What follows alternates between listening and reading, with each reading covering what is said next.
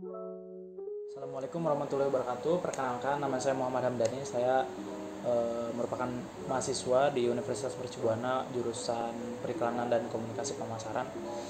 Kali ini saya akan mempresentasikan tugas besar 2 saya di mata kuliah Pancasila yang sebelumnya telah dimuat dalam tugas besar 1, yakni mereview jurnal, di mana tugas besar 1 itu bentuknya makalah dan ini tugas besar 2 merupakan presentasinya.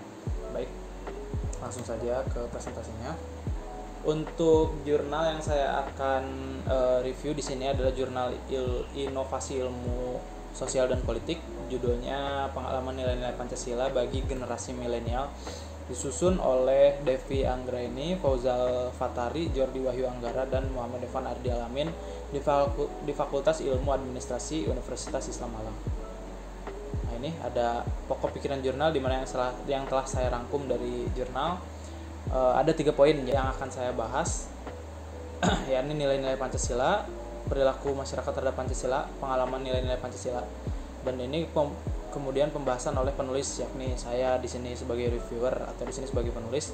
Yakni ada 2 poin, nilai-nilai Pancasila dalam sejarah perjuangan bangsa, upaya pengembangan karakter nasionalisme, dan kesimpulan dan saran akan saya terangkan di akhir sesi. Oke, untuk pikiran jurnal, pokok pikiran jurnal kali ini ada latar belakang masalah kenapa jurnal ini dibikin oleh teman-teman di Universitas Islam Malang. Nah, ini latar belakangnya adalah perjuangan mencapai kemerdekaan dari penjajah telah selesai. Namun tantangan untuk menjaga dan mempertahankan kemerdekaan yang hakiki belum selesai. Oleh karena itu diperlukan adanya proses pendidikan dan pembelajaran bagi warga negara yang dapat memelihara semangat perjuangan, kemerdekaan, rasa kebangsaan, dan cinta tanah air. Saat ini nilai-nilai Pancasila dalam diri bangsa Indonesia mulai luntur ya. Sering perjalannya waktu, salah satu yang mendasari perubahan sikap dan sifat bangsa Indonesia adalah berkembangnya iptek yang kian modern di Indonesia saat ini. Nah, ini masuk ke pokok pembahasan di nilai-nilai Pancasila yang saya temui di dalam jurnal. Ini Pancasila mempunyai nilai-nilai ya. Jadi ini ada 3 yang saya temui di jurnal. Pertama, nilai dasar, suatu nilai yang bersifat abstrak dan tetap yang tak terlepas dari pengaruh waktu. Jadi mau waktunya berubah dari dulu sampai sekarang, itu nilai dasar Pancasila tetap sama gitu.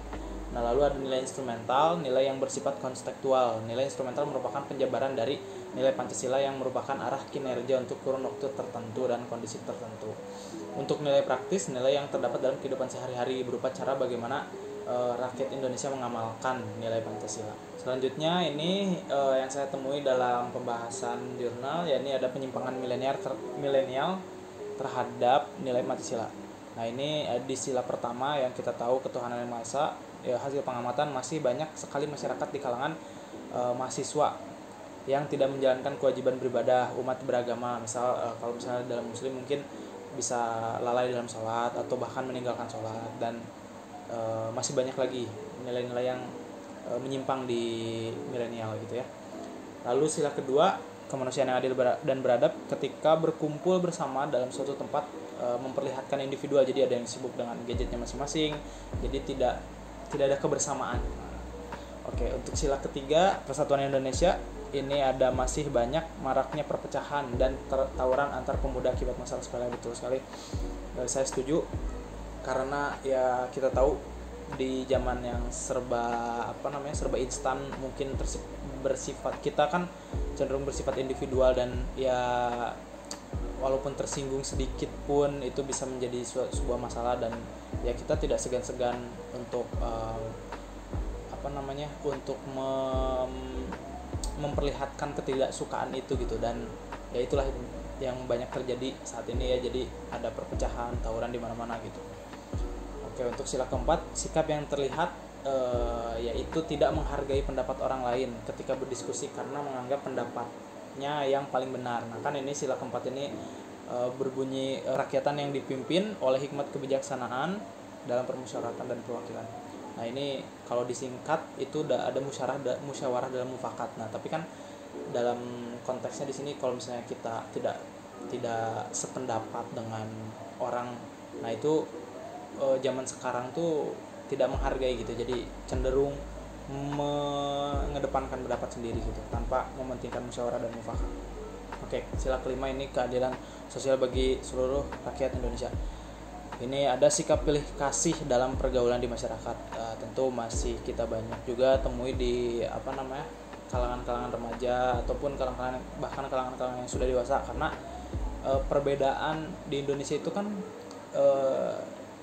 cirinya adalah kemajemukan, dan harusnya kemajemukan itu menjadi kekuatan kita bersama gitu, bukan malah memecah belah kita ataupun membuat kita menjadi pilih kasih terhadap ras tertentu, agama tertentu begitu.